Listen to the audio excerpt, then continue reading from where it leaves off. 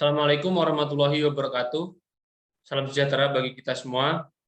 Mohon izin Bu, izinkan rekan, kami dari kelompok 6 izinkan untuk memaparkan materi tentang sistem perizinan angkutan umum sesuai dengan Peraturan Menteri Perhubungan Republik Indonesia Nomor 15 Tahun 2019.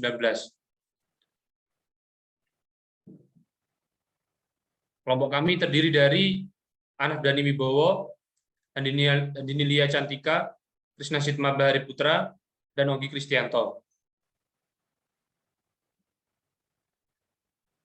Sistem perizinan angkutan umum.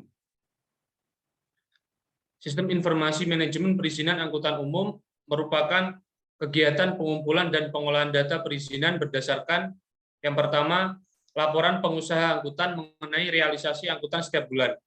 Yang kedua, hasil pengendalian dan pengawasan. Yang ketiga, hasil penilaian kinerja perusahaan angkutan. Hasil dari pengumpulan dan pengolahan data tersebut akan digunakan sebagai bahan evaluasi dalam pemberian izin penyelenggaraan angkutan dalam trayek. Sesuai dengan pasal 65 dan 66, perusahaan angkutan umum wajib memiliki izin penyelenggaraan angkutan orang. Dalam perizinan tersebut dikenai biaya sebagai penerimaan negara bukan pajak atau retribusi. Perusahaan angkutan umum harus berbentuk badan hukum. Badan hukum dapat berupa BUMN, BUMD, PT maupun koperasi. Pada pasal 67 terdapat beberapa persyaratan untuk memperoleh izin perusahaan angkutan umum. Yang pertama yaitu paling tidak memiliki 5 kendaraan. Kemudian memiliki penyimpanan kendaraan sesuai dengan jumlah kendaraan. Yang ketiga yaitu menyediakan fasilitas pemeliharaan dan juga terdapat kebutuhan kendaraan sesuai dengan hasil evaluasi dan penetapan jumlah kendaraan.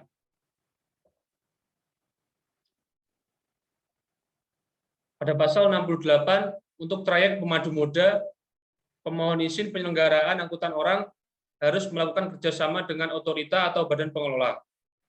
Otorita atau badan pengelola terdiri atas bandar udara, stasiun kereta api, dan pelabuhan. Pasal 69. Izin terdiri atas SK izin penyelenggaraan angkutan, kartu pengawasan berupa kartu elektronik.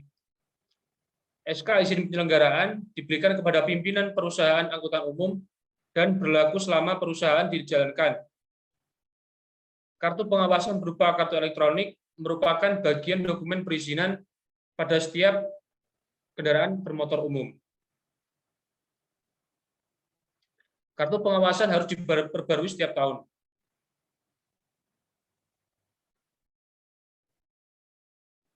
Pasal 70. Surat keputusan izin penyelenggaraan meliputi nomor SK, jenis pelayanan, nama perusahaan, nomor induk, nama pimpinan, alamat, masa berlaku, dan jumlah kendaraan. Lampiran SK berupa daftar kendaraan memuat nomor SK, nama dan domisili, nomor kartu pengawasan, TNKB, merek, tahun pembuatan, daya angkut, asal tujuan trayek, kode trayek, nomor rangka, dan nomor uji kendaraan, dan nomor uji berkala kendaraan. Lampiran SK berupa jadwal meliputi nomor SK, nama dan domisili, jumlah kendaraan, jumlah ritase, kode trayek, lintasan trayek, terminal asar, terminal tujuan, terminal persinggahan, waktu tiba dan waktu berangkat. Kartu pengawasan berupa kartu elektronik berupa daftar kendaraan memuat nomor kartu, nomor induk kendaraan, nama perusahaan, masa laku pengawasan, kode trayek, asal dan tujuan, TNKB, nomor rangka, nomor uji, daya angkut orang, dan daya angkut bagasi.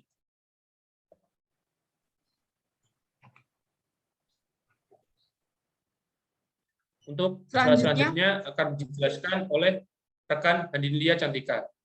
Selanjutnya pasal 71, persyaratan perusahaan angkutan umum mengembangkan usaha di kabupaten atau kota.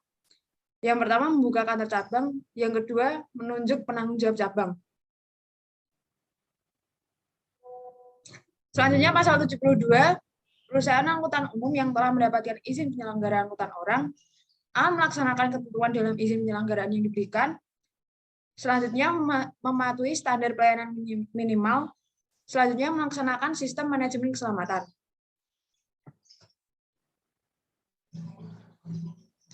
Pasal 73, yang pertama akan menyediakan kendaraan cadangan paling rendah 10%. Yang kedua, kendaraan cadangan dioperasikan saat kendaraan lain mengalami kerusakan. Yang ketiga, pengoperasian kendaraan cadangan harus sesuai izin penyelenggaraan. Dan yang terakhir, kendaraan cadangan harus dilengkapi kartu pengawasan berupa kartu elektronik cadangan.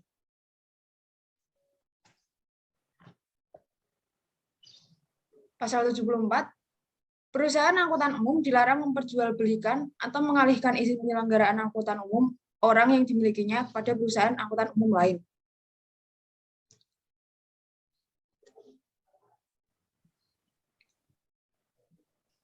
Selanjutnya, pasal 75 mengenai pemberi izin penyelenggaraan angkutan orang.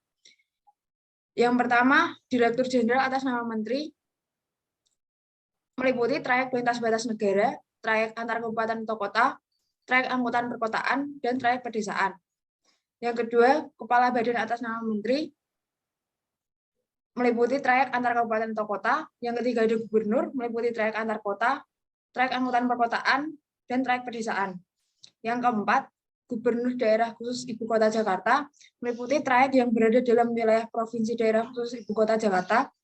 Yang kelima ada Bupati, meliputi trayek perkotaan dan trayek pedesaan. Yang keenam ada Wali Kota, meliputi trayek perkotaan. Selanjutnya akan dipaparkan oleh rekan saya, Ogi Kristianto. Baik, selanjutnya yaitu pasal 76. Izin penyelenggaraan angkutan orang. Terdiri atas izin baru, pembaharuan masa berlaku kartu pengawasan, perubahan dokumen izin, dan izin insidental.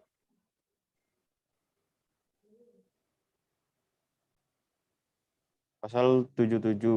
Permohonan izin penyelenggaraan angkutan orang mengikuti mekanisme yang diatur dalam peraturan perundang-undangan mengenai pelayanan perizinan berusaha terintegrasi secara elektronik.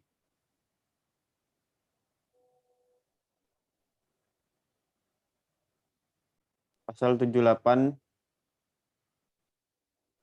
izin insidental adalah izin yang hanya diberikan kepada perusahaan angkutan umum untuk memiliki izin penyelenggaraan. Terdiri atas kepentingan yang meliputi menambah kekurangan angkutan pada waktu tertentu dan ada gangguan masalah keamanan sosial atau keadaan darurat. Selanjutnya, ketentuan meliputi 1 kali perjalanan pulang pergi, berlaku paling lama 7 hari kalender, dan tidak dapat diperpanjang.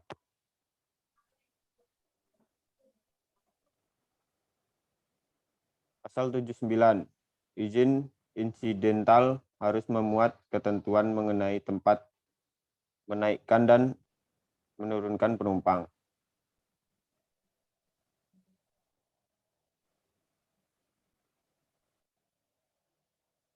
Pasal 80, instansi yang diberikan izin insidental. Yang pertama yaitu Balai untuk terminal asal tujuan TPA. Selanjutnya, Dinas Provinsi yang membidangi sarana dan prasarana lalu lintas dan angkutan jalan untuk terminal TPA di bawah wilayah DKI Jakarta. Dinas Provinsi yang membidangi sarana dan prasarana lalu lintas dan angkutan jalan untuk terminal asal tujuan tipe B. Dan Dinas Kabupaten atau Kota yang membidangi lalu lintas dan angkutan jalan untuk terminal asal tujuan tipe C. Baik, selanjutnya akan dibacakan oleh rekan saya Ahnaf Dani Wibowo. Yang selanjutnya yaitu pasal 81 tentang pelaksanaan pemberian izin. Ada 2 yaitu pelelangan dan seleksi. Next.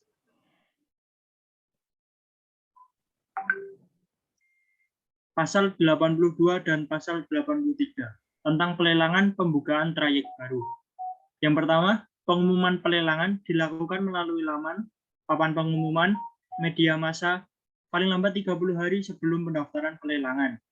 Didasarkan pada rencana umum jaringan trayek. Yang selanjutnya, pengumuman pelelangan dilakukan oleh pejabat yang memberi izin. Pengumuman pelelangan berupa nama trayek, asal tujuan, jarak tempuh, terminal persinggahan, jenis kendaraan, jumlah perusahaan angkutan umum. Penilaian terhadap pemenuhan standar pelayanan minimal memuat tahun pemuatan, jumlah tempat duduk, model pengelolaan, operasional, dan tarif. Next.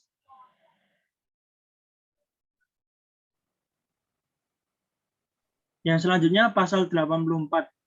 Yang pertama, dilakukan pemilihan pemenang yang mempunyai nilai tertinggi. Yang selanjutnya, pemenang diumumkan melalui laman, papan pengumuman, atau media massa. Yang selanjutnya, pemenang lelang diberikan izin penyelenggaraan angkutan orang dalam trayek. Next.